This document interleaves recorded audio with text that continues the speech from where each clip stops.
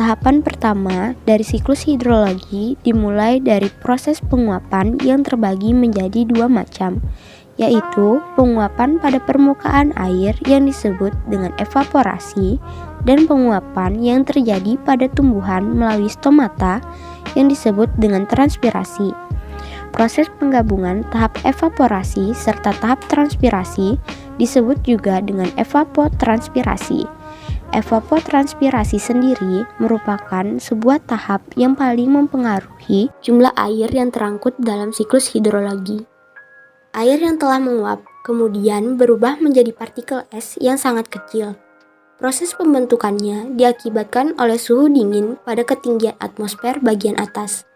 Partikel es itu sendiri kemudian berubah menjadi awan. Semakin banyak partikel esnya, maka awan semakin berwarna hitam. Tahapan ini disebut dengan kondensasi. Setelah itu, awan mengalami perpindahan dari lautan menuju ke daratan. Begitupun sebaliknya, proses perpindahan awan dari satu titik ke titik lain dalam satu horizontal yang terjadi karena adanya arus angin atau perbedaan tekanan udara disebut dengan adveksi.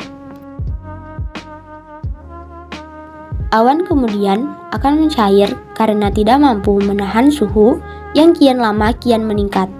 Ketika awan sudah tidak mampu menahan massa air yang dikandungnya, maka turunlah hujan dari atmosfer ke permukaan bumi dalam bentuk air hujan.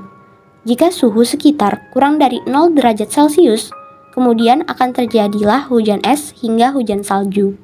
Air hujan yang turun di permukaan bergerak dari daerah yang lebih tinggi menuju ke daerah yang lebih rendah dari sebelumnya melalui berbagai saluran. Saluran yang dimaksud diantaranya sungai, got, laut, danau, hingga samudera. Air hujan yang turun ke bumi sendiri tidak seluruhnya mengalir seperti pada tahap limpasan, namun demikian akan mengalir pula ke tanah. Proses perembesan air hujan ke pori-pori tanah inilah yang kemudian disebut sebagai infiltrasi. Air yang meresap tersebut kemudian masuk lebih jauh ke dalam lapisan-lapisan tanah dan bergerak secara vertikal yang disebabkan oleh adanya gravitasi sehingga membuat air bergerak semakin ke bawah, lapisan demi lapisan sampai ke titik jenuh di mana air berkumpul di bawah tanah menjadi air tanah atau air tersebut meresap langsung ke lautan.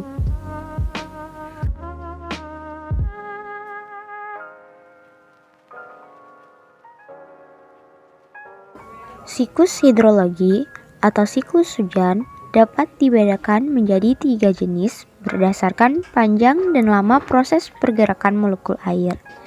Siklus tersebut diantaranya ialah siklus pendek, siklus sedang, dan siklus panjang. Proses siklus air panjang diawali dengan proses penguapan air.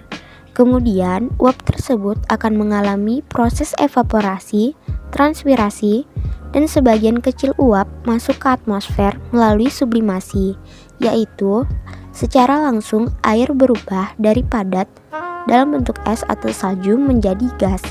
Kemudian, awan tersebut akan bergerak dibawa oleh angin menuju ke tempat yang relatif lebih dingin dan akan mengalami proses presipitasi atau turunnya hujan dalam bentuk hujan es atau hujan salju.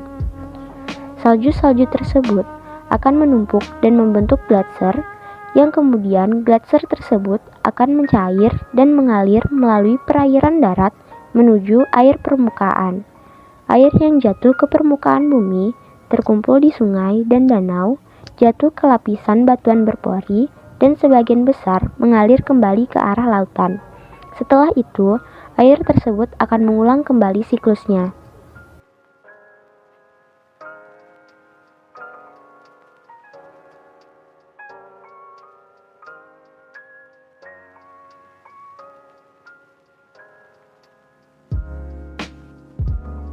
Siklus sedang. Sama halnya dengan siklus pendek, siklus sedang juga diawali dengan air laut yang menguap menjadi uap air. Uap air tersebut kemudian mengalami proses kondensasi hingga akhirnya menjadi awan. Awan akan terbawa oleh angin menuju daratan dan terjadi proses presipitasi. Setelah itu, awan akan menurunkan hujan jatuh ke daratan dan air yang berada di darat akan mengalir dari tempat tinggi ke tempat rendah menuju sumber air atau limpasan. Adapun air hujan yang meresap ke dalam tanah atau infiltrasi dan kemudian melewati berbagai macam saluran air yang akan membawanya berakhir di lautan. Energi dari sinar matahari akan menghangatkan permukaan air laut kembali, sehingga air akan mengulangi atau melanjutkan siklus berikutnya. Siklus pendek. Siklus air pendek dimulai dari air laut yang mengalami proses penguapan atau evaporasi. Uap tersebut kemudian akan mengalami proses kondensasi hingga akhirnya terbentuk awan yang mengandung air laut. Setelah itu, awan tersebut akan mengalami proses presipitasi atau mengeluarkan rintik-rintik hujan di permukaan laut. Terdapat beberapa faktor yang mempengaruhi proses atau siklus hidrologi.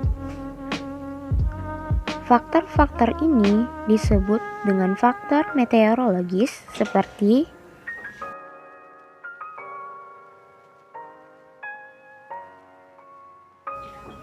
sinar matahari,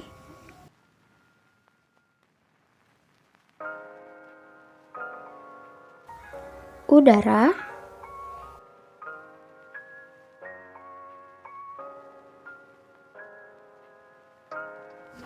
kelembapan,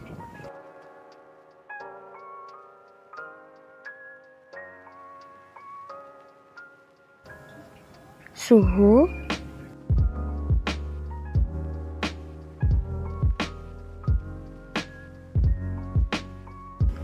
air,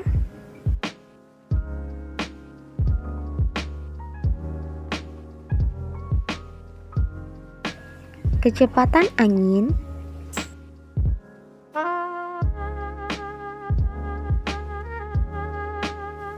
tekanan udara, dan lain sebagainya. Dari berbagai faktor tersebut, panas matahari merupakan faktor utama bagi berlangsungnya siklus hidrologi.